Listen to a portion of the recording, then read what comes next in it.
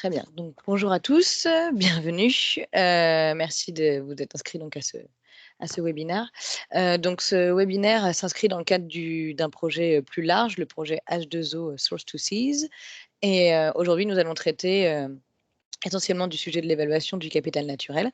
Donc cette partie du projet a été coordonnée par, FTech, avec, Rob et Jake en ligne aujourd'hui avec nous. Et avec 3 partenaires, donc Biotop, côté français, Viridian et Countryscape. Donc je détaillerai un petit peu après le rôle, de chacun.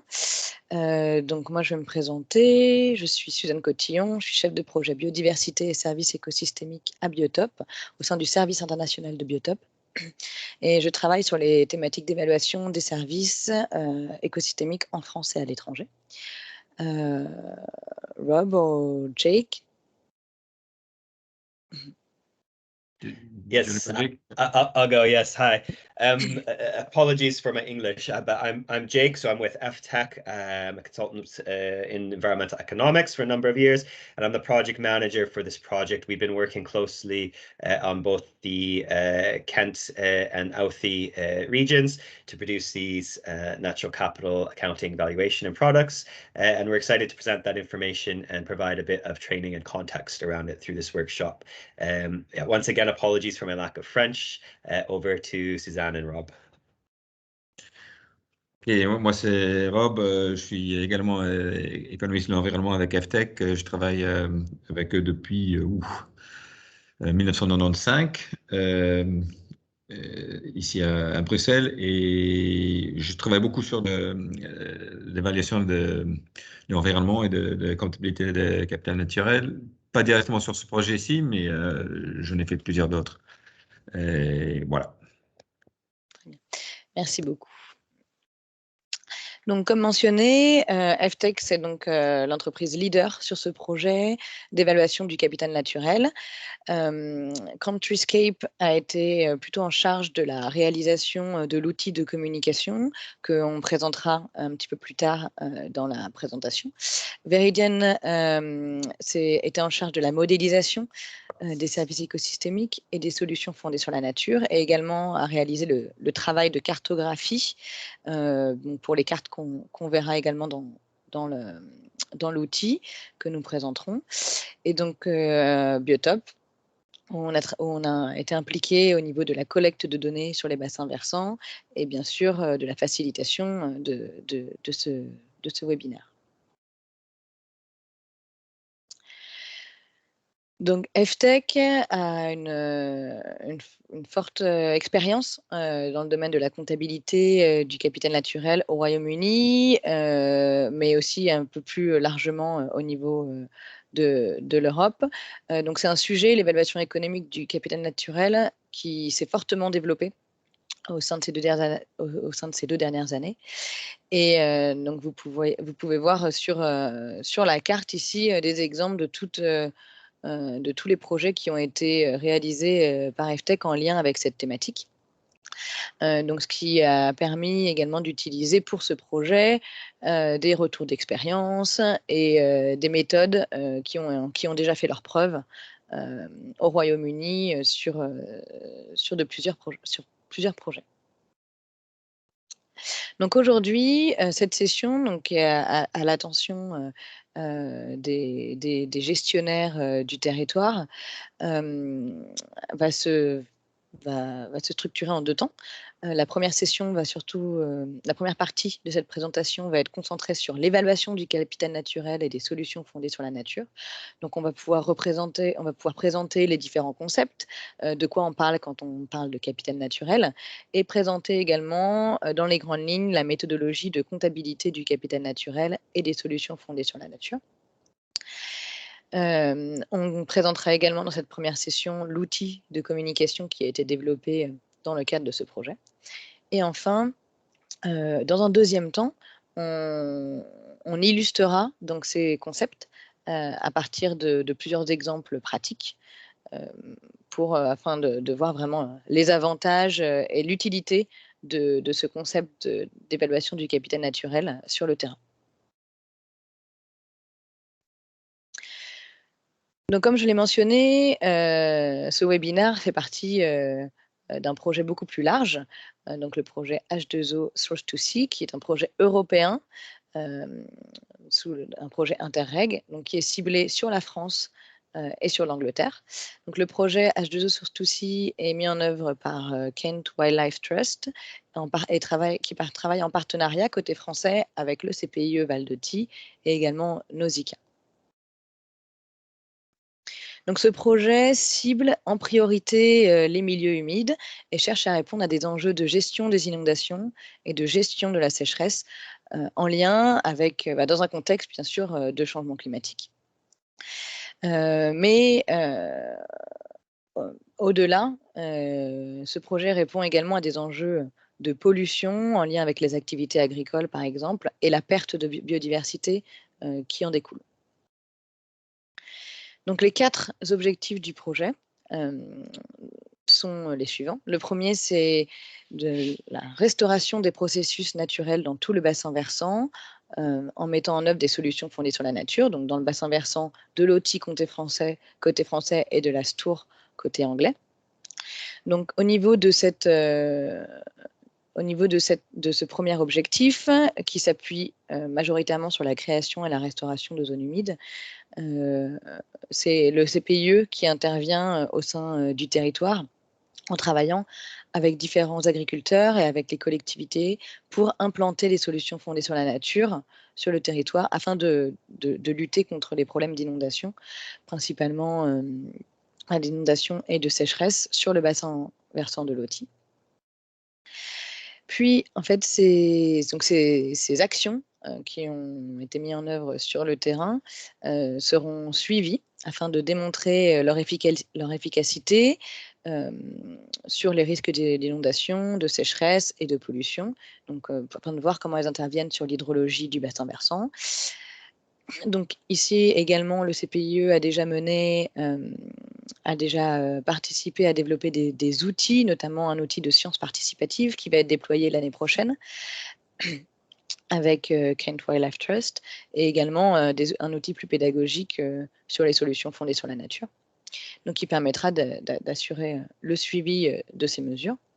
Le troisième objectif est notre sujet du jour, puisqu'il vise à mettre l'accent sur l'évaluation économique de ces solutions fondées sur la nature, afin de pouvoir prouver les bénéfices générés par leur mise en œuvre.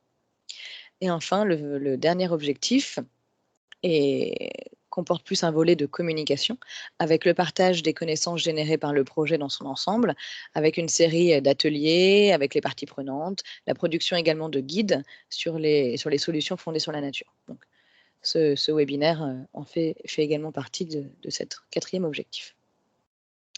En plus, il y a également des actions de formation qui sont menées par le CPIE avec les collectivités afin de former le personnel également aux solutions fondées sur la nature dans le cadre de la lutte contre l'érosion des sols, par exemple.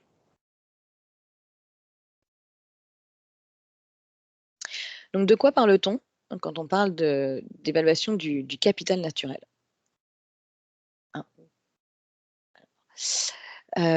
Donc l'environnement environnement peut être traité comme un actif, le capital naturel. Donc qu'est-ce qu'un actif? C'est un actif environnemental, c'est un composant naturel. Donc ça regroupe tous les composants naturels de la Terre, que ce soit des milieux vivants ou non vivants et donc ça constitue l'ensemble de l'environnement biophysique et tous ces actifs environnementaux peuvent fournir des bénéfices à l'humanité. Donc souvent, l'environnement est traité comme un peu en opposition avec le développement. Et l'idée de traiter l'environnement comme un actif, c'est justement de montrer que ce n'est pas un frein au développement, mais il peut en effet fournir des bénéfices et doit être protégé, maintenu et restauré pour que ces bénéfices soient maintenus au cours du temps.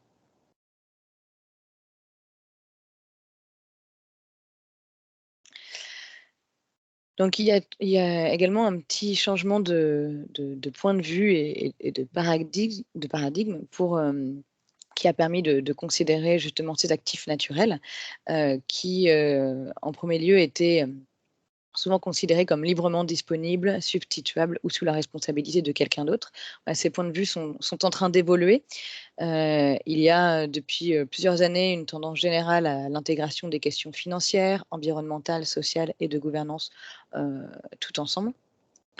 Et donc, il y a vraiment 3 piliers comme moteur de changement. Donc le premier pilier, donc vous pouvez voir sur le graphique de droite, c'est vraiment une demande croissante des consommateurs pour des produits socialement responsables. Mais il y a également un moteur au sein des politiques publiques qui mettent davantage l'accent sur le bien-être général de la population par rapport à la performance économique. Et il y a également un pilier plus financier qui concerne les risques et les impacts climatiques. Et donc ces 3 piliers, politique publique, demande des consommateurs et demande du secteur financier, ont permis justement de ce changement au niveau du point de vue de la vision de l'environnement comme un réel actif à sauvegarder.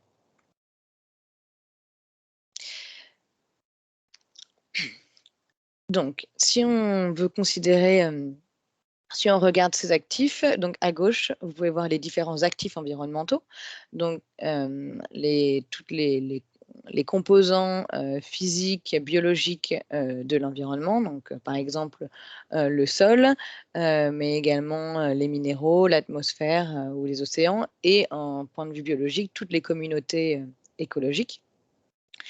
Ces différents éléments, ces différents actifs environnementaux vont fournir un flux de services écosystémiques. Donc, qu'est-ce qu'on appelle services écosystémiques? Ce sont les différents bénéfices qui sont fournis à l'homme par l'environnement. Donc, par exemple, la nourriture, les fibres et l'énergie, la qualité de l'air, ou encore la séquestration du carbone et la régulation du climat. Donc, de manière générale, souvent, on divise ces services écosystémiques en 3 catégories. Les services d'approvisionnement, qui sont souvent liés au marché, c'est-à-dire que ce sont des biens qui peuvent être vendus et négociés. Donc, ça contient toute la nourriture, les aliments et les fibres comme le bois, mais également l'eau potable. Les services de régulation qui sont la régulation de la qualité de l'air, la régulation de la qualité de l'eau ou encore le contrôle de l'érosion des sols. Ces services-là n'ont pas de valeur réelle de marché, elles ne peuvent pas être vendus. Et enfin, les services culturels, donc, qui apportent donc des bénéfices socioculturels aux populations, donc qui sont par exemple les aménités paysagères ou les qualités récréatives de l'environnement, mais également tous les services qu'on appelle de support de la biodiversité et de la conservation du patrimoine naturel. Donc ces services culturels sont souvent les plus difficiles à évaluer parce qu'ils apportent une dimension un petit peu sociale et culturelle qui sont vraiment propres à l'homme. Donc les actifs produisent directement ce flux de services écosystémiques. Donc, par exemple, les arbres vont produire directement le bois, et les zones humides vont participer directement à la régulation des inondations. Mais dans certains cas, d'autres intrants doivent être utilisés pour permettre l'acquisition de ces bénéfices. Donc, ce qu'on voit sur la flèche grise. Par exemple, les biens agricoles donc, sont à la fois en lien avec le service de fertilité des sols, mais le bénéfice, la valeur du service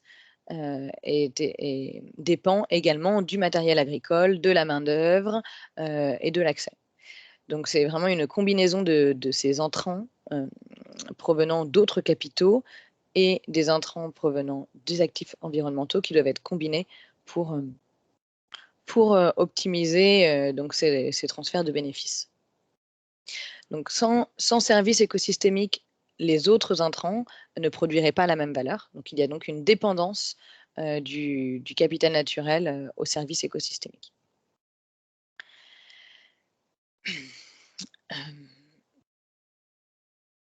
Alors. Donc, pour revenir plus sur le capital naturel, donc il y a une définition officielle. Donc, la définition qui a été suivie dans le cadre de cette étude, c'est la définition du British Standard Institute, qui a été publiée récemment. Et donc, quand on parle de capital naturel, on s'intéresse donc au stock d'actifs, à la réserve d'actifs environnementaux, mais également au flux. Donc, la définition du capital naturel est la suivante: ce sont les stocks des éléments de la nature dont bénéficie la société, tels que les forêts, les pêches, les rivières, la biodiversité, les sols, les minéraux, l'atmosphère et les océans, ainsi que les processus et les fonctions naturelles. Le capital naturel comprend à la fois les aspects vivants et non vivants des écosystèmes. Donc, ce qui est un peu différent avec le capital naturel et par rapport à d'autres évaluations de capital, c'est qu'ici, on s'intéresse au flux et au stock disponible. Donc, par exemple, d'autres évaluations de capital comme le produit intérieur brut, le PIB, s'intéressent surtout au flux économique, mais pas au stock disponible. Donc, le PIB ne prend pas en compte la perte d'actifs environnementaux, c'est-à-dire que le PIB peut augmenter alors que le stock d'actifs diminue, par exemple tout simplement avec la production de bois. Plus on produit de bois, plus le flux va augmenter, donc le PIB va augmenter alors que le stock de bois va diminuer. Donc il peut y avoir une liquidation des actifs environnementaux pour produire des revenus. Alors que le capital naturel et son évaluation prend en compte ce stock. C'est-à-dire que si on détériore l'environnement, la valeur du stock est impactée et la valeur de ce capital naturel est impactée. Donc vous voyez ici sur ce graphique, ce logigramme, le cadre d'évaluation du capital naturel qui a été utilisé dans le cadre de ce projet, et donc qui met en musique les différents éléments décrits précédemment. Donc, les actifs du capital naturel, comme on l'a décrit, donc actifs biologiques ou non biologiques, ont plusieurs caractéristiques, leur surface, leurs conditions et également leur localisation. Donc, toutes ces caractéristiques des actifs peuvent être mesurées. On peut mesurer la surface d'une surface boisée, la condition de l'écosystème et également sa localisation au sein du bassin versant, par exemple. Et donc, comme on l'a vu précédemment, ces actifs peuvent produire un flux de services écosystémiques qui va générer un bénéfice pour les bénéficiaires. Donc, il y a quand même également quelque chose de... C'est cette méthodologie, ce raisonnement qui a été suivi ici dans le cadre de ce projet. Vous pouvez également voir quelque chose sur ce graphique qui relève des différentes pressions extérieures. Donc ici, on ajoute par exemple les différentes pratiques et interventions de gestion qui peuvent influencer sur la surface, la condition et la localisation des différents actifs, mais également d'autres pressions extérieures, comme par exemple le changement climatique, qui peuvent avoir un impact direct sur les actifs, mais également sur la fourniture en service et sur les bénéfices. On voit ici par une flèche en bleu la notion de dépendance, c'est-à-dire que les bénéfices sont dépendants de l'état, des caractéristiques des actifs environnementaux. Donc, cette méthodologie a été utilisée pour l'évaluation des différents actifs pour la mise en place de l'état de référence et également pour l'évaluation des différents services et bénéfices qu'on présentera dans l'outil, donc au cours du temps, pour mesurer l'impact des différentes solutions considérées.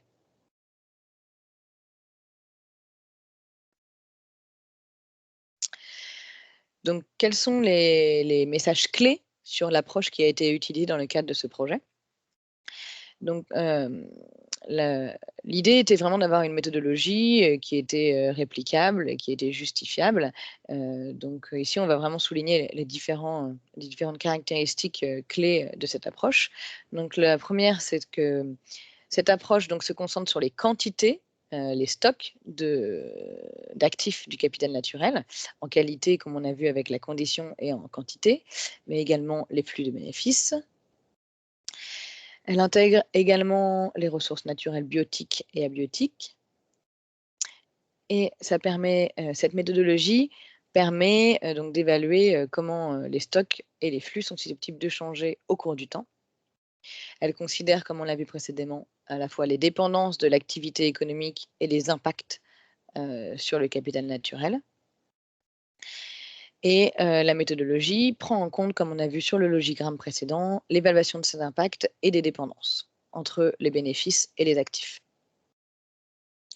Donc cette approche, vraiment cette approche basée sur le capital naturel fait un lien entre toutes les différentes composantes, et donc c'est vraiment une approche systémique qui a été prise en compte. Donc je vais maintenant laisser la parole à Rob, qui va vous expliquer un peu plus en détail la méthode, l'approche de la comptabilité du capital naturel. Ok, donc j'ai le contrôle là? Super.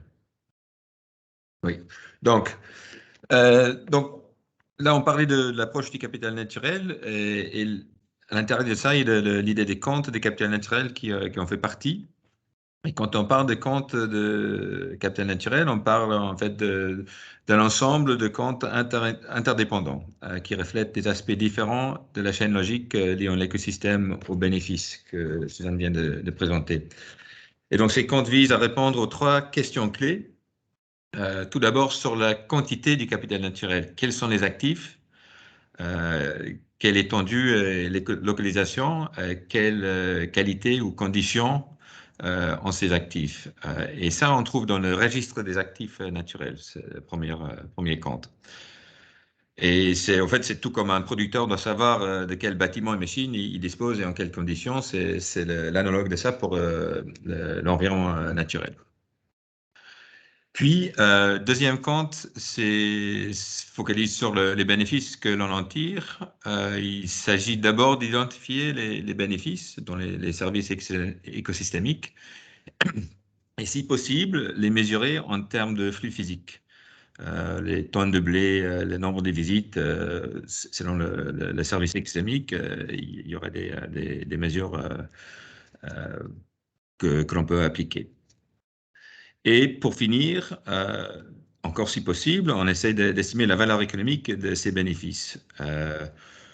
Donc, le compte de valeur monétaire présente les valeurs annuelles et également les valeurs d'actifs, c'est-à-dire la valeur actuelle des flux de bénéfices sur toute la période de l'année. Donc, ça pourrait être 30 ans, 40 ans, 50 ans, au taux d'actualisation choisi.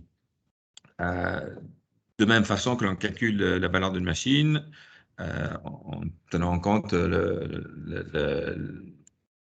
ce que cette machine peut produire sur sa durée de vie. Sauf qu'ici, une exception, c'est qu'une machine aura une durée de vie plus ou moins courte, tandis que certains actifs naturels pourraient continuer à fournir des bénéfices en perpétuité.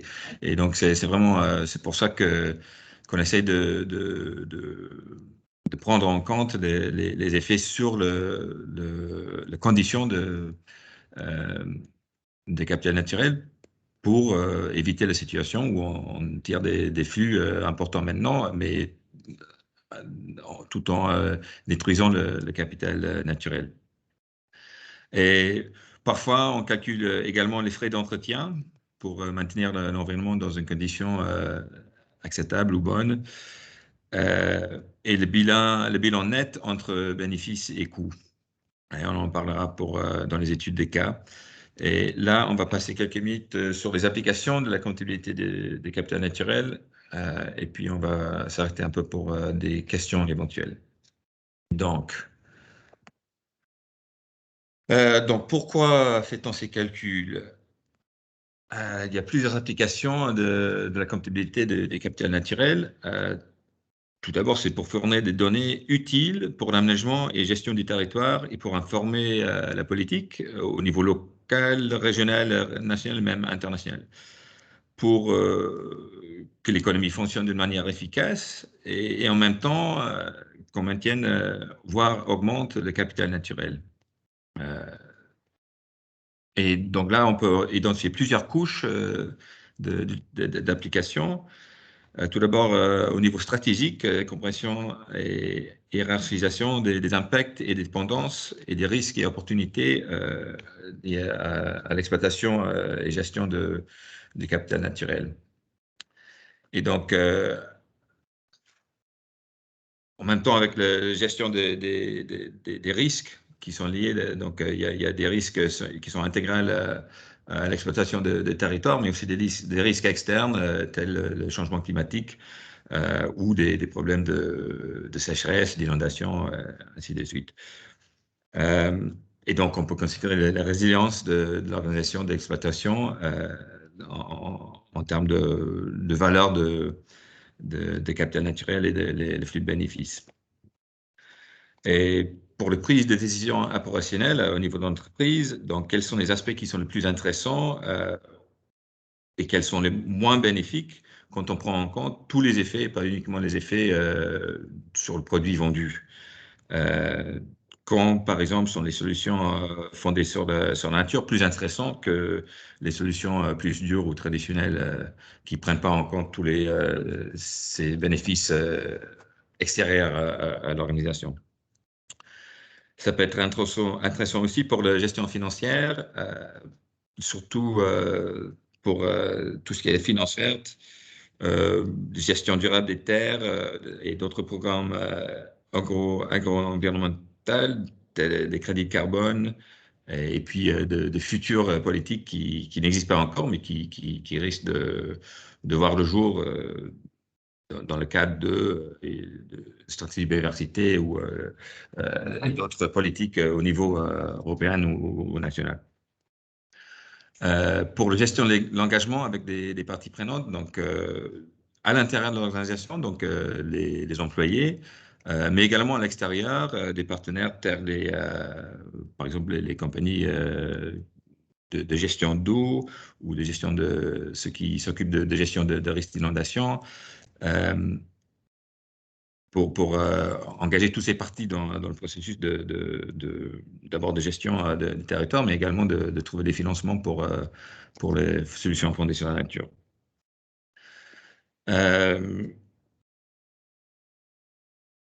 Voilà, et puis pour fixer les objectifs et suivre le progrès ou ce qu'il faut changer pour arriver à atteindre ces buts, quand on voit que finalement il y a quelque chose qui ne va pas, qu'est-ce qu'on peut changer et comment.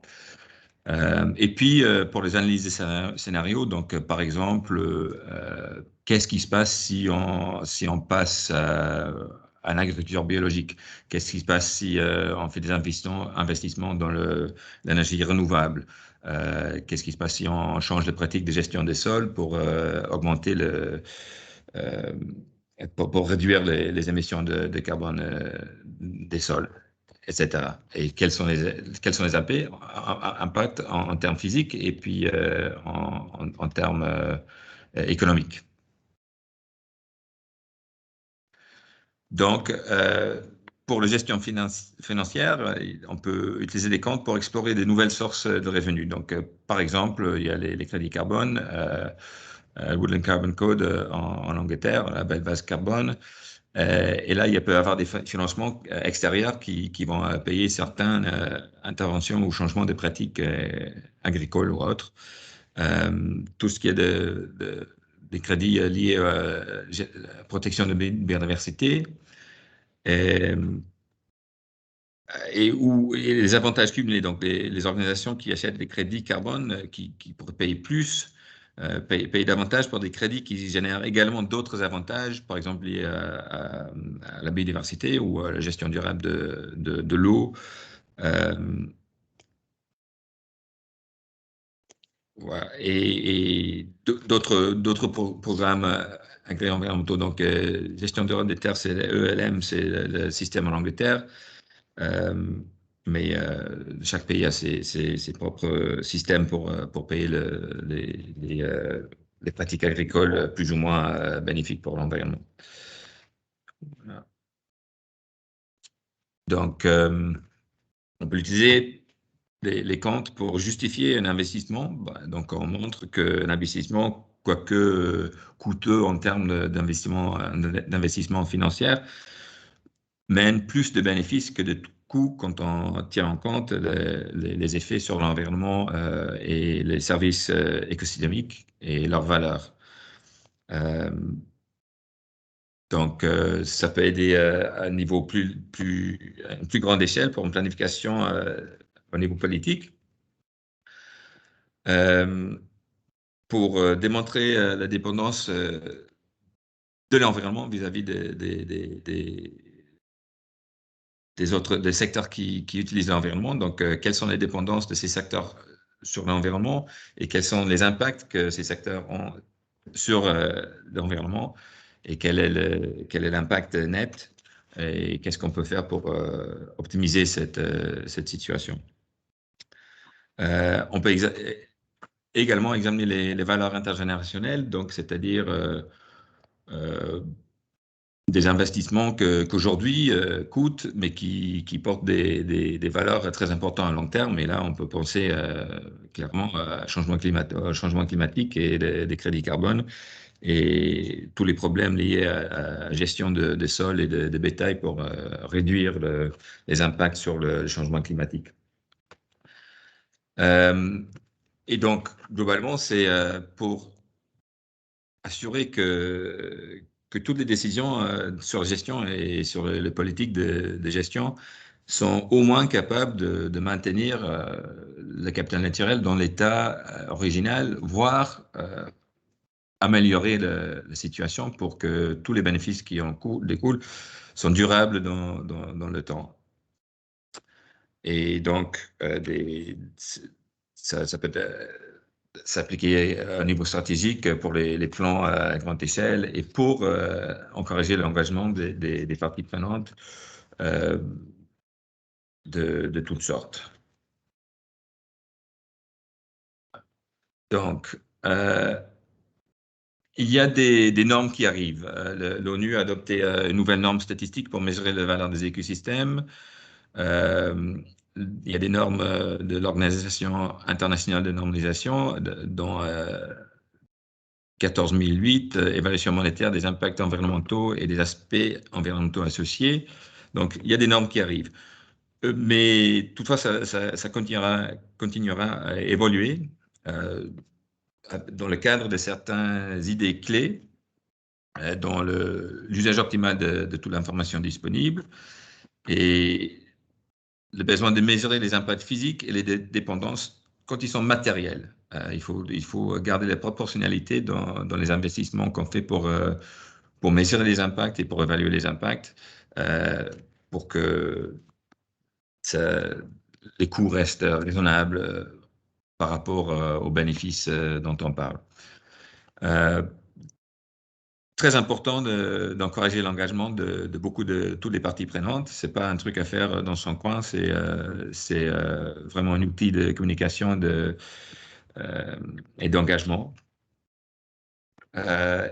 Et il faut que toutes les méthodologies qu'on utilise, toutes les hypothèses, tous les calculs soient très clairs, très explicites, transparents pour que tout le monde sache exactement ce qui se passe et pourquoi et comment.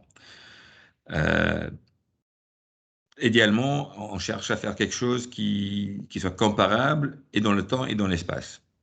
Donc, les comptes qu'on fait cette année doivent être comparables avec ce qu'on va faire dans 5 ans, 10 ans pour qu'on puisse voir l'évolution des bénéfices et des conditions de l'actif. Et également, ce serait idéalement pour qu'on puisse comparer entre des régions, entre des parcelles, entre des pays.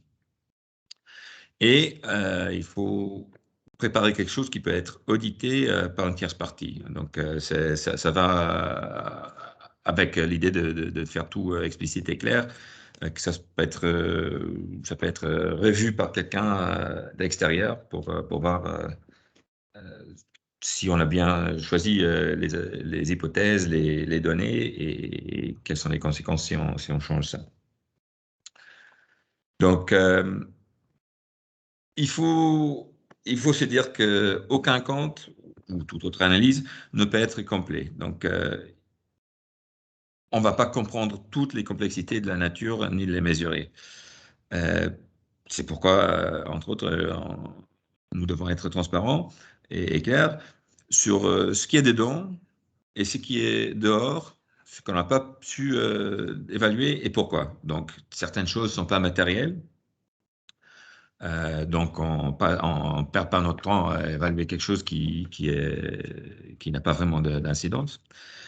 D'autres choses seront matérielles, mais impossibles à quantifier et ou à évaluer. Avec nos connaissances actuelles, ça change tout le temps. Et le décideur doit le savoir, car les choses qui ne sont pas incluses dans les comptes constituent bien sûr une lacune dans les données et pourraient éventuellement justifier un travail supplémentaire et de toute façon vont justifier une réflexion en plus pour essayer de prendre en compte le fait que les comptes sont partiels et pas complets. Et donc, quelles sont les implications de ce qui est exclu sur le résultat net.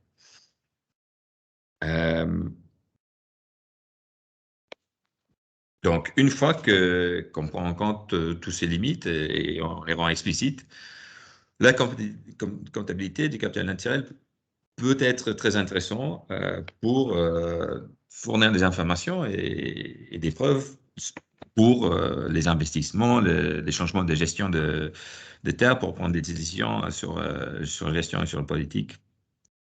Il faut également penser à l'avenir.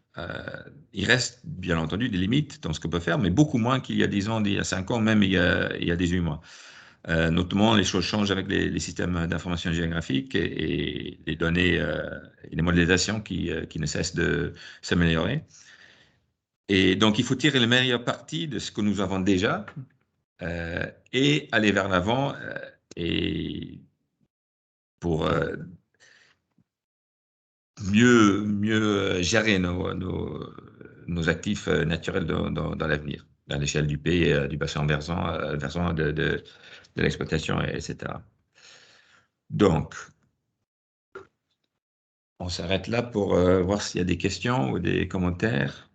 Est-ce que vous avez des questions?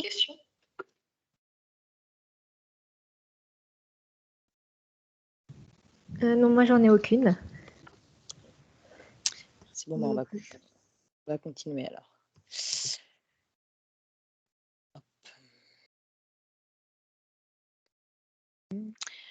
Maintenant, on va rentrer un petit peu plus dans le vif du sujet sur les territoires qui nous intéressent.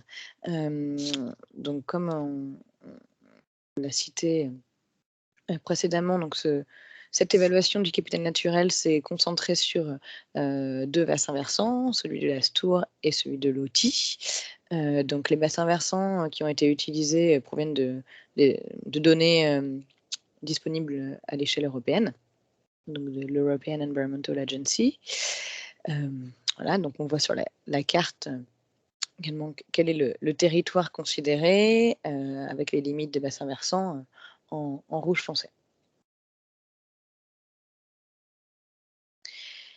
Donc, quel était l'objectif, enfin les objectifs un peu plus précis de notre travail au cours de ces 2 dernières années?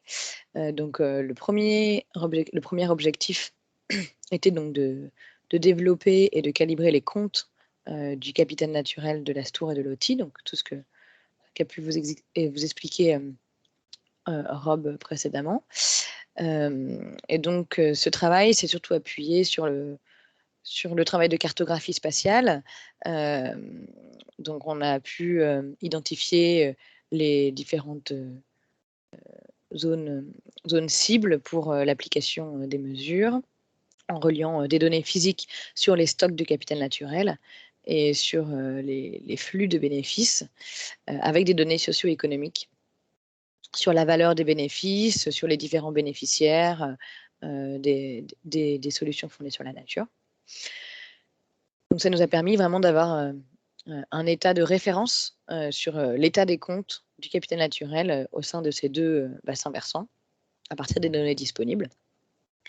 Donc le deuxième objectif était plutôt l'évaluation de l'impact des solutions fondées sur la nature sur ces comptes du capital naturel. Donc les impacts sur le climat, sur la qualité de l'eau, sur la régulation des inondations, sur la limitation des sécheresses ou encore l'approvisionnement alimentaire. Donc voilà les différents types d'impacts qu'on a considérés. On en parlera un petit peu plus tout à l'heure également. Et donc on a pu mesurer ces impacts en termes physiques, donc quantitatifs, et également monétaires par rapport au capital naturel de référence. Donc l'impact, avec quelques petits bémols, il y a également eu l'impact, nous avons cherché à mesurer l'impact de la restauration et de l'amélioration des habitats, mais qui pourra être évalué seulement après le projet, par le biais d'un scénario, d'un scénario contrefactuel, c'est-à-dire en imaginant, en examinant ce qui se serait passé si on n'avait pas mis en place ces solutions. Donc, ce qui serait passé en leur absence. Donc, le troisième objectif était donc le développement d'un outil d'évaluation interactif pour les solutions fondées sur la nature, qui permet de communiquer les résultats de l'objectif 1 et de l'objectif 2.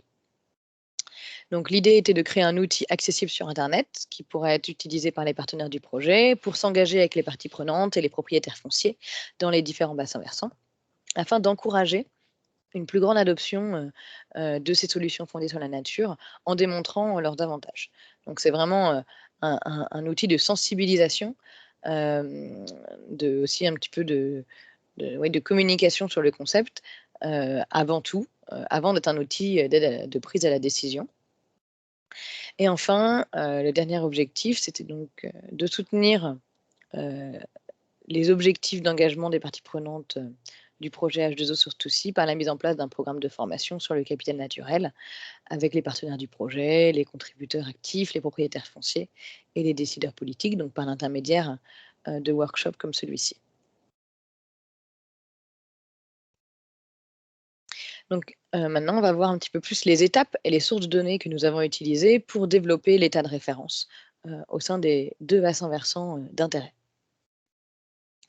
Donc, je le rappelle, voici les zones d'études pour ce projet, donc les limites géographiques, le bassin versant de l'Astour et le bassin versant de l'Authie. Mais on a également dû sélectionner une limite temporelle. Donc, l'évaluation des impacts des solutions fondées sur la nature a été conduite sur une échelle temporelle de 60 ans. Donc, c'est le pas de temps qui est recommandé pour ce type d'analyse économique, parce que les bénéfices environnementaux se mesurent sur un pas de temps assez long. Ce ne sont pas des bénéfices qui sont mesurables sur des pas de temps plus courts. Voilà. 60 ans, c'est l'échelle qui est recommandée donc par les retours d'expérience et les études similaires. Donc, quel était donc le registre des actifs naturels? Donc, c'est le bilan de tous les actifs environnementaux disponibles sur le territoire. Donc, ce bilan a été fait principalement sur la base des données d'occupation du sol.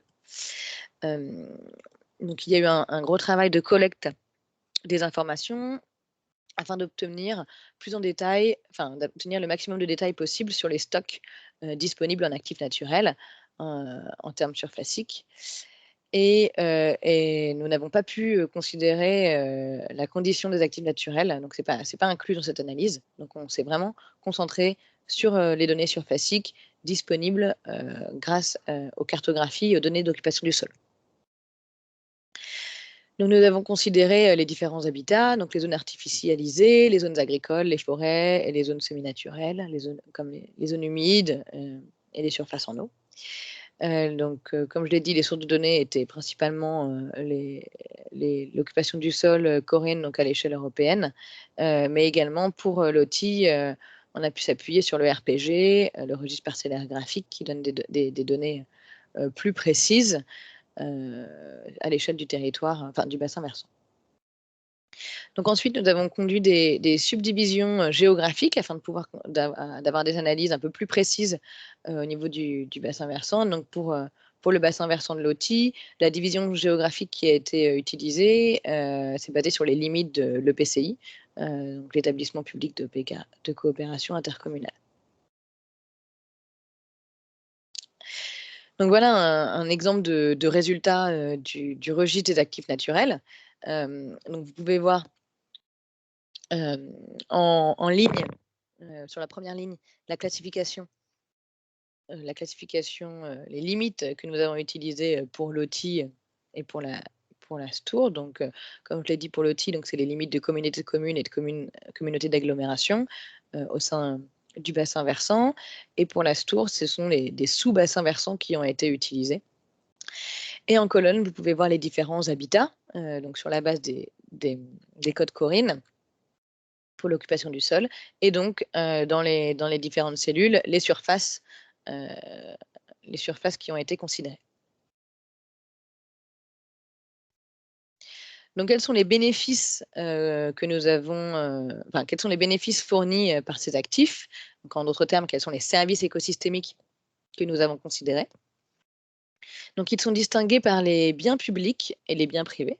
Donc les biens privés, comme la production agricole et la production de bois, sont liés au marché et ils peuvent être vendus ou négociés, alors que les biens publics fournis par les actifs ne sont pas liés au marché.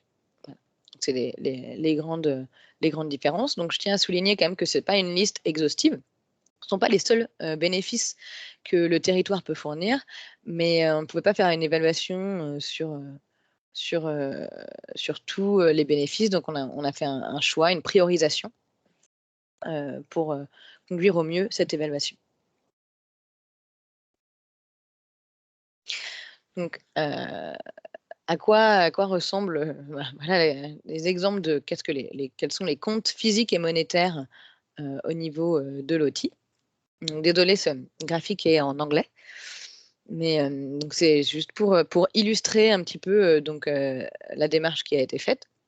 Donc vous voyez, c'est un extrait des comptes physiques et monétaires qui reflète la quantité de services fournis et la correspondance de ces services en termes physiques et monétaires. Donc à gauche, vous pouvez voir sur la colonne les différents bénéfices que nous avons considérés, que j'ai présentés dans la slide précédente. Et donc, les différents bénéfices, le flot physique. Donc là, c'est la quantité, c'est les unités de quantité dans lesquelles se mesure ce service, donc ce qu'on appelle le compte physique. Donc pour la production agricole, c'était la production en tonnes par an. Et donc on voit ensuite la correspondance entre cette quantité physique et la quantité monétaire. Donc là, pour les biens alimentaires, on a utilisé le prix du marché. Et donc, ce qui nous permet d'avoir ensuite une valeur monétaire actuelle et une valeur à 60 ans, projetée à 60 ans. Donc, pour le bois, la métrique utilisée a été le volume de bois produit. Pour la séquestration du carbone, la quantité de CO2 séquestrée par an, donc en tonnes par an. Et pour la régulation de la qualité de l'air, c'est la séquestration des microparticules par les zones boisées. Pour la régulation des inondations, l'approche utilisée a été de regarder le nombre de propriétés qui pouvaient être inondées, susceptibles d'être inondées. Et pour les loisirs, on a regardé le nombre de visites à vocation de loisirs par an. Et pour la santé, là, c'était plutôt le nombre de visites globales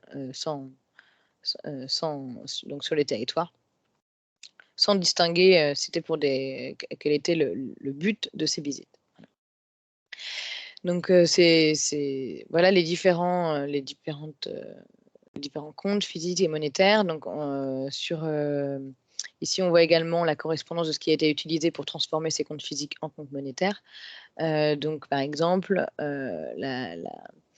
les coûts évités de traitements médicaux qui ont été confrontés au nombre de visites globales par an, afin d'avoir une idée en termes monétaires du bénéfice engendré par le service de bien-être et de santé sur le territoire. Donc, on a la même analyse qui a été faite sur la STOUR. Ah, j'ai oublié de préciser quelque chose. Sur chacun de ces comptes, il y a eu également ils ont été évalués un indice de confidence. Donc, cet indice de confidence, c'est en lien avec les données qui ont été utilisées, parce qu'en fait, on ne peut pas avoir, des fois, il y a des hypothèses qui doivent être faites. Et donc, c'était important de garder quand même la visibilité sur toutes les hypothèses qui avaient été faites, et donc le degré de confiance qu'on pouvait avoir dans l'évaluation qui a été produite, dans les comptes qui ont été produits. Donc, c'est une information en plus dans cette analyse.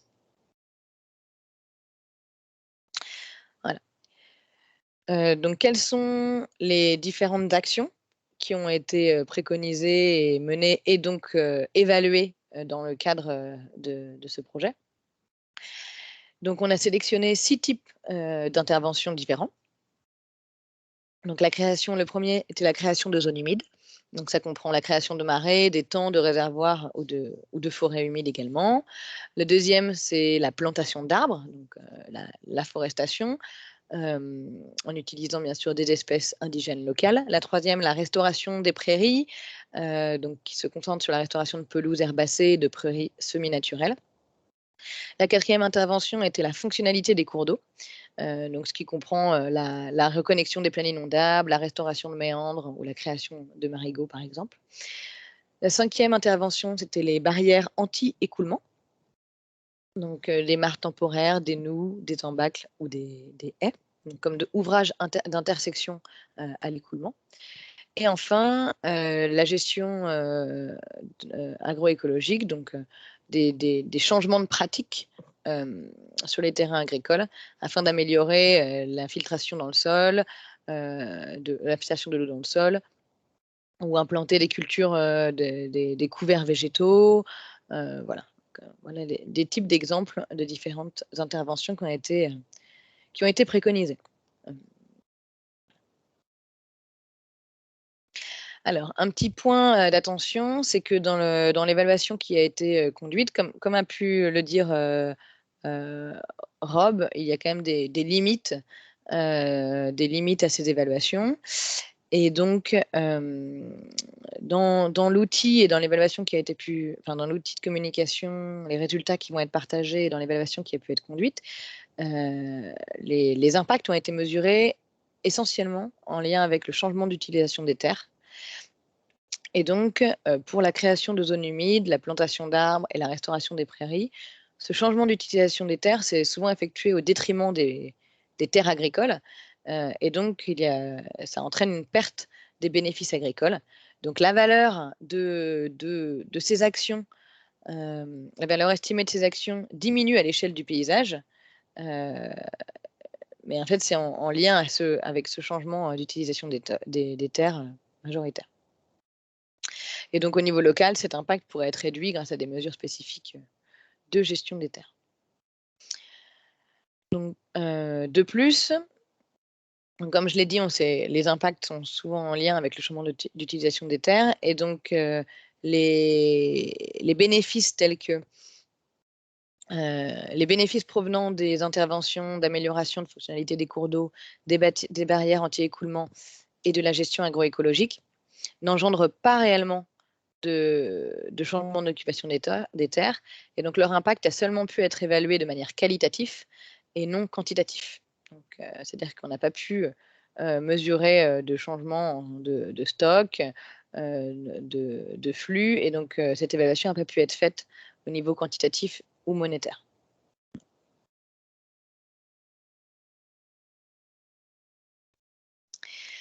Donc, afin de modéliser les impacts des différentes solutions fondées sur la nature, l'outil qui a été utilisé, c'est un outil développé par notre partenaire Veridian Logic, et donc ça s'appelle Hydrologis.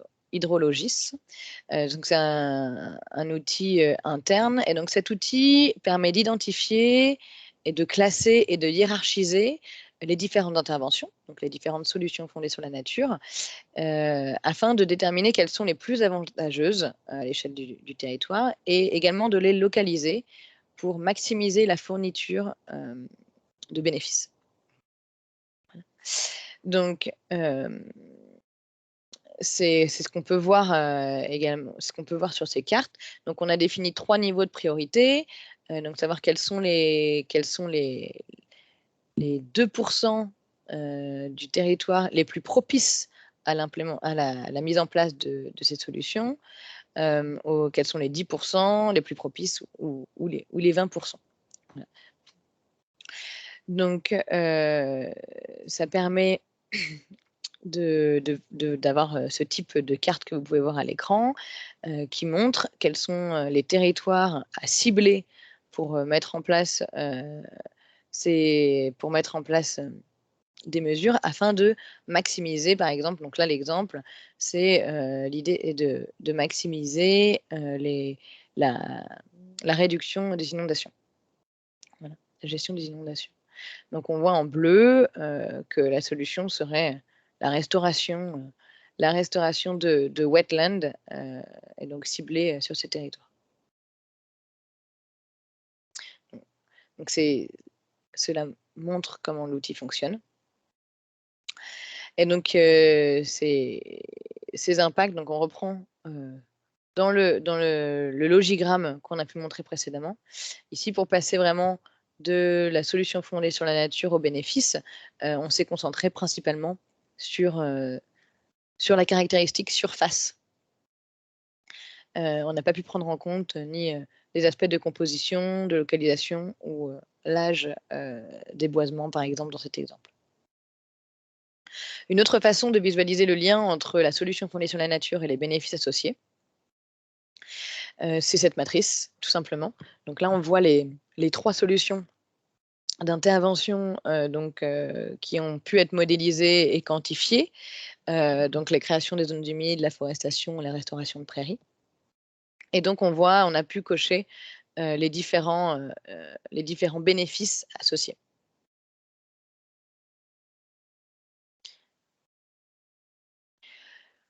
Donc, je vais vous présenter maintenant un peu plus concrètement l'outil qui a été développé pour représenter les résultats de modélisation de cette évaluation. Donc c'est un outil, comme je l'ai dit, qui a plutôt vocation d'être un outil de communication et de sensibilisation. L'idée, c'est d'avoir un accès libre, en ligne, aux résultats de l'analyse. C'est un outil qui a une version française et une version anglaise, et qui permet donc aux utilisateurs de rechercher une localisation, de choisir une solution fondée sur la nature, un niveau d'intervention, donc le niveau 2%, 10%, 20% que je vous ai présenté précédemment, et qui permet de conduire une analyse en direct sur la valeur économique potentielle de cette intervention sur le territoire. Donc tout le détail de la valeur est détaillé. Il y a également une carte qui peut être visualisée. Voilà. Donc quelque chose d'important de souligner, c'est que donc en termes de valeur qui est estimée pour chacune des interventions, c'est pas exhaustif. C'est parce que dans le cadre de notre étude, on n'a pas pu prendre en compte tous les bénéfices. Donc il y a certains bénéfices qui n'ont pas pu être évalués. Donc en fait, les valeurs présentées sont peut-être moins élevées que les valeurs de bénéfices réels sur le terrain.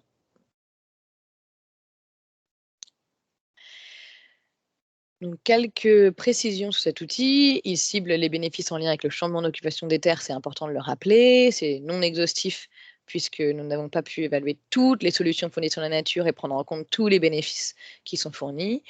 Mais c'est donc, comme je viens de le dire, c'est vraiment une valeur potentielle d'une série de bénéfices. Mais il faudrait faire des recherches supplémentaires pour pouvoir prendre des décisions locales en termes de gestion des terres, de politique et de planification. Donc maintenant, je vais vous présenter, je vais vous faire une petite démo de l'outil, donc sur la version française, à savoir que c'est pas finalisé, donc là on est vraiment une version bêta. La version anglaise est finalisée, mais la version française, il reste encore quelques petits points à traduire. Voilà. Donc le lien, quand la version sera finalisée et stabilisée, le lien vous sera transmis et sera public et donc publié par les différents partenaires du projet afin que toutes les parties prenantes puissent y avoir accès. Alors, je vais juste changer le partage de mon écran. Voilà. Voilà. Donc, voilà la page de présentation de l'outil. Donc cet outil d'évaluation des solutions fondées sur la nature. Donc avec une page de présentation. Voilà, donc et donc un accès, donc ça reprend tout ce que je vous ai dit précédemment. Et donc un petit tuto sur ce qu'on peut faire avec l'outil. Donc sélectionner les différentes zones dans le bassin versant. Sélectionner une solution fondée sur la nature, mais je vais vous faire une petite démonstration. Donc ici, on voit les deux zones d'études, que ce soit côté anglais ou côté français. Donc ici, le bassin versant a été divisé en 3 parties, avec la partie supérieure, partie moyenne et partie basse du bassin versant. Donc on peut sélectionner une zone d'étude. Voilà. Et ensuite choisir une solution fondée sur la nature que l'on veut visualiser. Donc on va prendre la première, la création de zones humides. Voilà. Et donc ici, on demande à l'utilisateur de sélectionner s'il veut voir les 2% des sites potentiels les plus propices à la création de zones humides, enfin, ou les 10% ou les 20%. Si on va prendre 10%. Voilà. Donc, vous arrivez à la page de résultats. Qui va vous montrer les 10% du territoire les plus propices à la création de zones humides, qui permettra de maximiser les bénéfices en lien avec cette intervention. Et donc, il y a une description des différents bénéfices, avec en termes quantitatifs. Vous voyez, ça reste encore à traduire, mais en termes quantitatifs, on peut voir donc quelles sont la quantité de tonnes de CO2 qui peut être séquestrée donc par les zones humides créées, l'équivalent en termes monétaires et une valeur ramenée à l'hectare. Et donc ça, c'est les valeurs annuelles. Et donc si on fait l'analyse sur un pas de temps de 60 ans, voilà les valeurs avec donc on peut atteindre plus de 11 millions d'euros de bénéfices monétaires, rien qu'en lien avec la séquestration du carbone. Donc il y a ici des explications. Voilà. D'autres exemples peuvent être avec le loisir, la santé et donc certains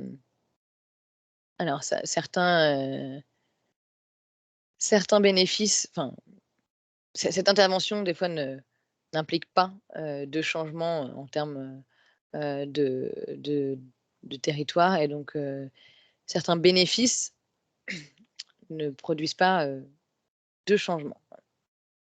Et donc, comme je l'avais précisé également, si on crée ces zones humides sur des territoires agricoles, forcément, la production agricole va diminuer, ce qui peut générer une perte de bénéfices en termes de production agricole pour cette solution-là.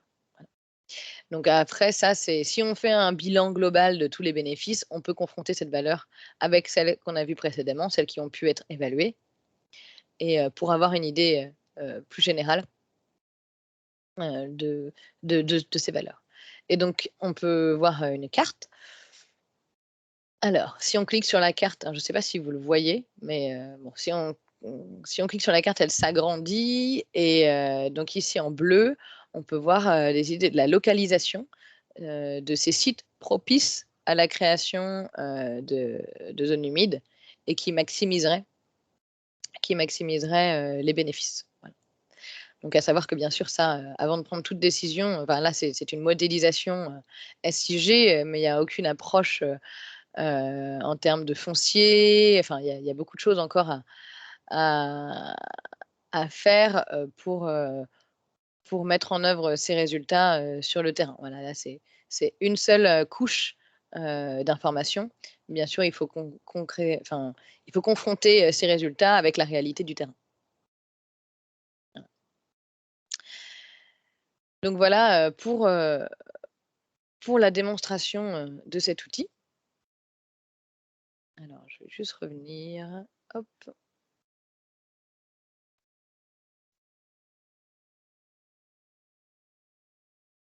Hop. Donc comme je l'ai dit, normalement, cet outil devrait être, là, il est en cours de finalisation, côté français. Il faut continuer, toutes les données sont là, donc il y a juste un petit peu de travail de traduction et il devrait être disponible assez rapidement. Voilà.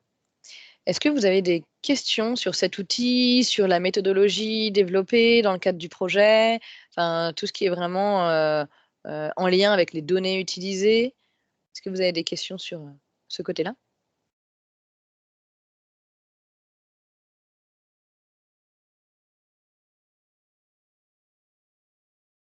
Pas de questions, donc tout est clair, c'est parfait.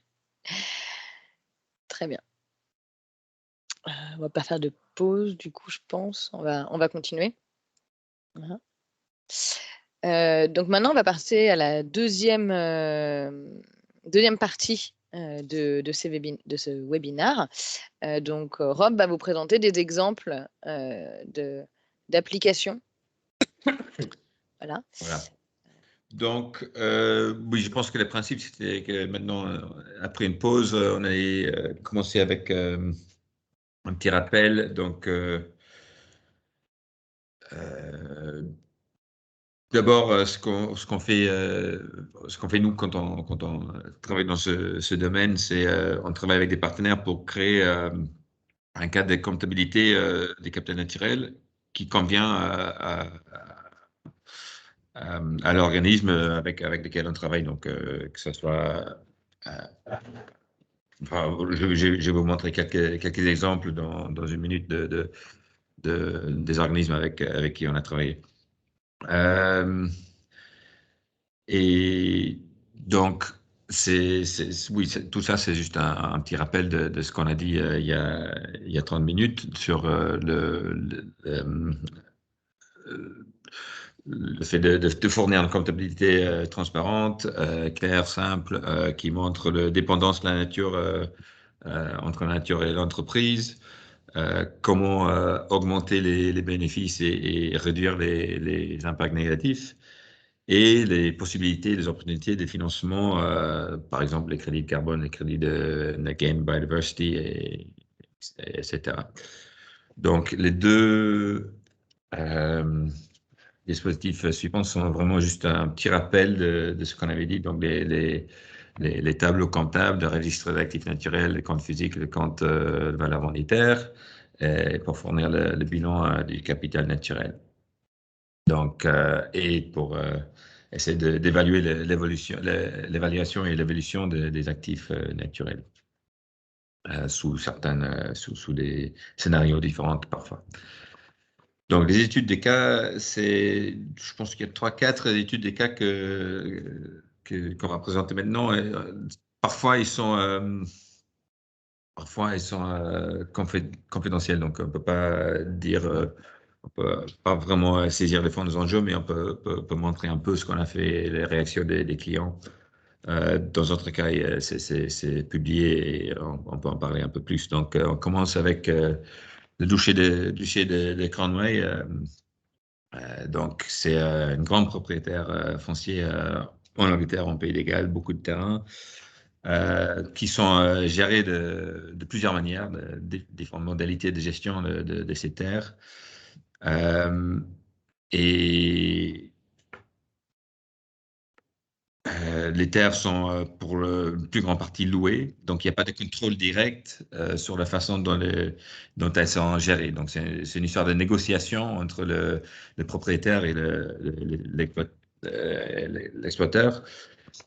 Donc évaluation, là le valeur de nourriture, c'est surtout la principale activité, c'est de produire de la nourriture qu'on a évaluée par le moyen des loyers perçus. Donc, ce n'est pas une évaluation directe des produits, mais c'est l'évaluation pour le duché des Cornouailles. C'est les loyers qu'ils perçoivent des fermiers. Donc, il y a encore une couche de bénéfices pour les fermiers qui n'est pas pris en compte ici. Il y a également du bois qui est fourni avec une valeur moindre. Puis, on tourne aux effets, aux valeurs qui sont extérieures à l'organisme, dont ici l'effet sur le climat. Là, on a un bénéfice important des zones boisées, beaucoup plus important d'ailleurs que la valeur de bois fourni. Et en même temps, on a des dégâts des exploitations agricoles, qui est assez important, qui à moins de 3 millions par année, c'est plus que la moitié des valeurs de nourriture produite. Donc, ce qu'on a ici, c'est une situation où la gestion des sols est vraiment fondamentale. Et tout ce qu'on peut faire pour améliorer la gestion des sols et réduire ses impacts sur les émissions de gaz à effet de serre serait très important pour réduire cet impact et pour augmenter la valeur globale de ces terres. Il y a également des valeurs importantes de récréation dans les montagnes et les bois et sur les côtes, les zones côtières autour de ces propriétés. C'est probable que c'est une modélisation qui est un peu conservateur, donc la déclaration des émissions est probablement sous-estimée. Donc, c'est au fait la situation peut-être bien pire que ça n'a l'air. Et il y a d'autres bénéfices qui ne sont pas estimés. Par exemple, la régulation de qualité de l'air ou de l'eau, régulation de risque des inondations pour les villes qui se trouvent près de ces terres. Donc, il y a d'autres valeurs qui pourraient être prises en compte et qui seront éventuellement prises en compte dans un avenir où où on peut faire une meilleure modélisation de ces terrains. Mais déjà, il trouve que les comptes, rien que cette compte assez simple avec quatre bénéfices qui sont évalués, aide à prendre en compte les impacts très importants sur le climat et sur la récréation et peut aider à améliorer la gestion des sols et gestion des domaines. Donc, un autre, tout à fait autre cas, parce que c'est beaucoup plus petit, ça reste une grande domaine de 1000 hectares, mais c'est à une échelle beaucoup plus locale que l'autre. Et c'est exploité en agriculture biologique depuis 50 ans. C'était intensif avant, mais le propriétaire a remarqué que le sol s'est dégradé avec l'utilisation des engrais et que la productivité diminuait. Donc, il est passé à l'agriculture biologique avec une phase assez longue pour passer entièrement aux engrais naturels, mais ça y est maintenant. Et 100% bio. Et les terres moins productives qui produisent moins sous cet régime sans engrais artificiels ont été mis de côté pour l'intendance de la biodiversité. Et pour les espèces sauvages et les papillons, par exemple, il y a 56 espèces de papillons qui sont trouvées sur ces terres. Et ça, c'est 56 sur environ 60-70 espèces de papillons au Royaume-Uni. Donc, c'est vraiment une réserve de biodiversité très importante. Et donc, en comparant l'agriculture biologique à l'agriculture conventionnelle, on constate ici une réduction significative des dommages, les émissions de carbone, par exemple. Et du coup, quand on prend tout en compte, on trouve on se rend compte que ici, avec ce système, c'est bénéfique. Le bilan net est bénéfique, tandis que pour le même terrain sous un système conventionnel qui ne prend pas en compte les valeurs écosystémiques, il y a une perte euh, assez importante sur les 50 ans de l'analyse. Et il y a eu beaucoup d'intérêt pour ces comptes et du coup, enfin, c'était un peu publicité. Et il y a d'autres propriétaires qui sont venus nous voir pour demander si eux aussi ils peuvent avoir la même chose. Donc, c'est un outil de communication euh, et de gestion qui attire beaucoup d'intérêt actuellement. Donc ici, c'est un autre domaine un peu plus petit, mais dans le Yorkshire. Et là, ils font la nourriture, bien entendu, mais aussi le bois et l'énergie, et un peu d'extraction de minéraux. Et on prend en compte aussi dans les comptes les régulations du climat et de l'eau, la récréation, les loisirs et les avantages pour la biodiversité, la faune et l'habitat. Malheureusement, les comptes ne sont pas publiés, donc je ne peux pas vous montrer les chiffres, mais ces comptes sont efficaces pour montrer les avantages et les inconvénients de façon de gestion, et pour démontrer le bilan de capital naturel, valeur pour le propriétaire, pour les fermiers et pour le public, et pour calculer le total pour tout le monde. Et là aussi, le propriétaire est content de ce qu'on a pu faire et il voit ça comme, enfin, il voulait être parmi les premiers à faire ses comptes, mais il veut également que ça soit utile pour d'autres, euh, pour améliorer la gestion de territoire. Ah, ok, il y a un autre qui est parti. Donc, si vous voulez aller plus loin dans ces études, il y a des rapports qui sont disponibles, mais en anglais. Donc, mais voilà, ils sont disponibles sur notre site web et où je peux vous les envoyer après les réunions. Voilà. On passe aux questions, c'est ça? Alors, voilà. Est-ce qu'il y a des questions ou des commentaires sur ce que je viens de dire? Non, toujours pas de questions. Okay. Pas moi non plus, désolé.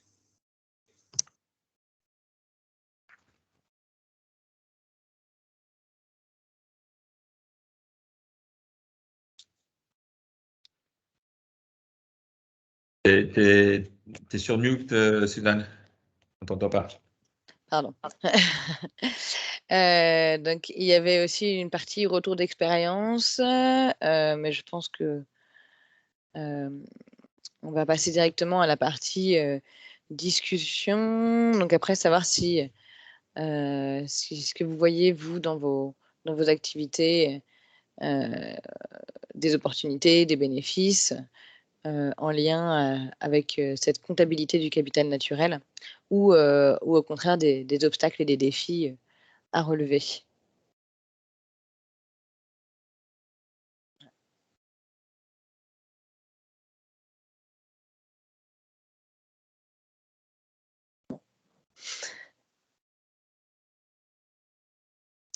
Bon, du coup, c'est vrai qu'après tous ces retours d'expérience et les points de discussion, ils peuvent faire l'objet d'une enquête de satisfaction. Donc au début du projet, on avait lancé une première enquête auprès des parties prenantes.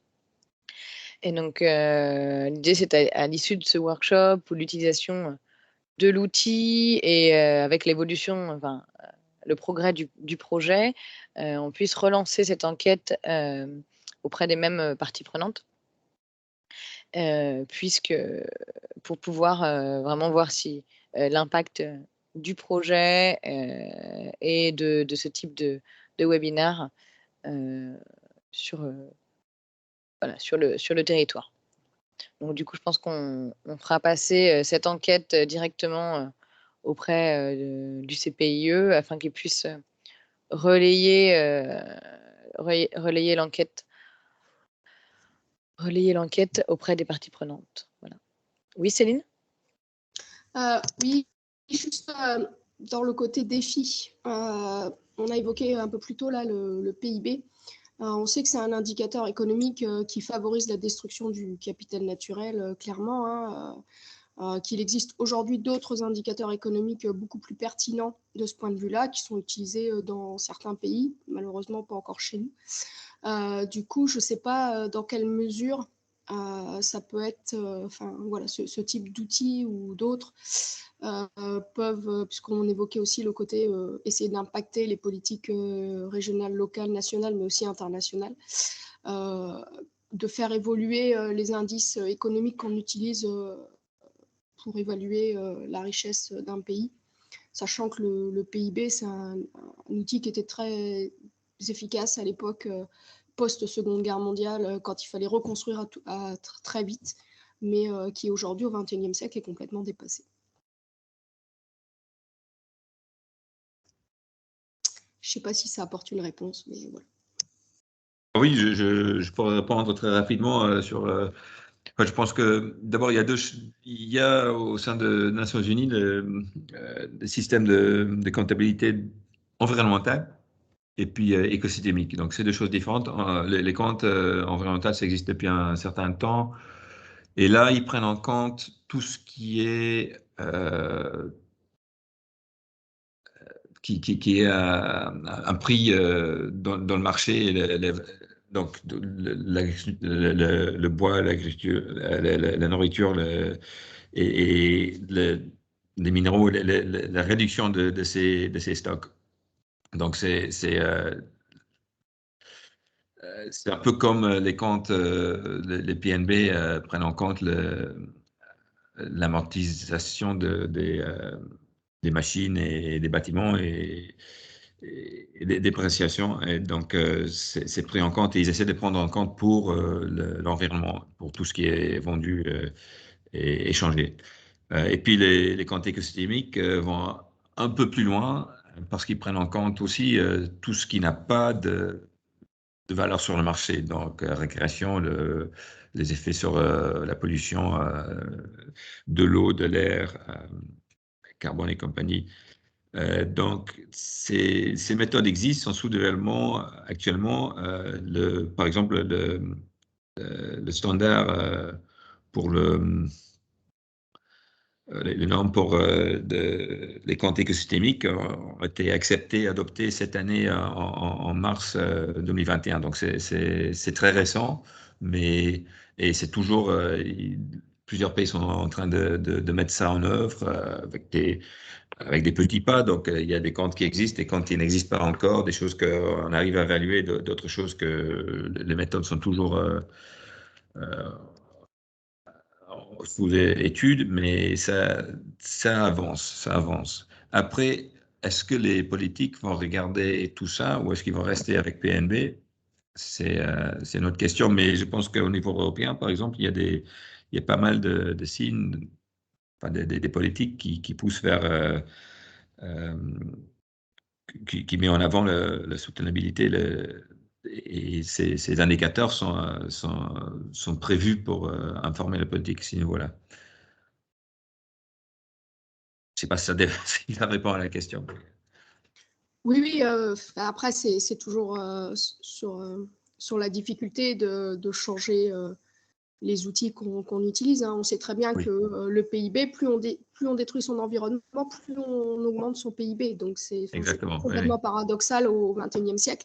Là, je vois avec la COP26 tout le monde était très focalisé sur le changement climatique, mais clairement, changer les indicateurs économiques qu'on utilise serait déjà un très gros moyen de progresser sur ce Je sujet. suis entièrement d'accord avec vous. Oui. Et c'est étrange parce que même les PNB, depuis le début, Kuznets et les autres qui ont créé ces mesures, ils ont été très clairs que ce n'est pas une mesure de bien-être de la société. C'est un truc uniquement économique qui vise l'échange dans les marchés, mais c'est pas l'augmentation de PNB ne se traduit pas en amélioration de bien-être de la population, ou pas forcément. Et dans tous ces effets sur l'environnement sont exactement les cas où le PNB montre l'inverse de ce que l'analyse de bien-être démontrerait. Mais même d'un point de vue purement économique, sur le long terme, avoir un indicateur qui détruit le potentiel futur, c'est totalement aberrant. Mais bon, oui, entièrement on va pas d'accord. changer, refaire le monde aujourd'hui, mais voilà. Oui.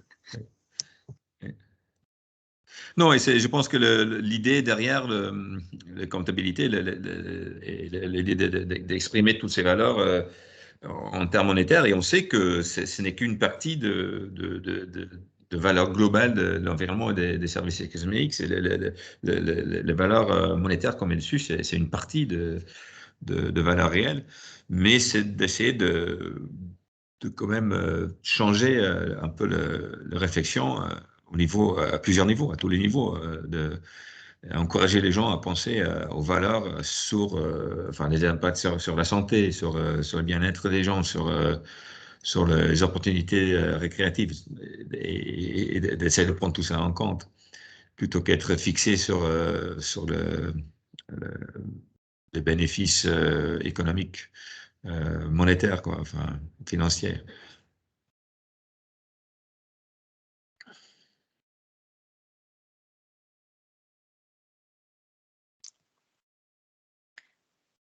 Très bien. Si vous n'avez plus de questions, merci. Merci d'avoir participé.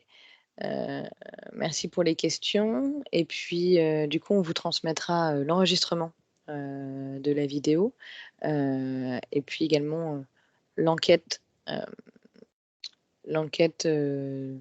post-projet à transmettre aux parties prenantes. Voilà.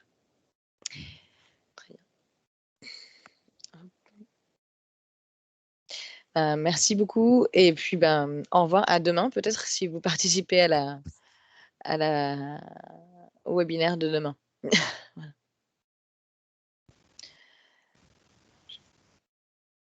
Okay. Merci beaucoup à vous. Merci. Merci. Merci. Au revoir. Au revoir. Au revoir.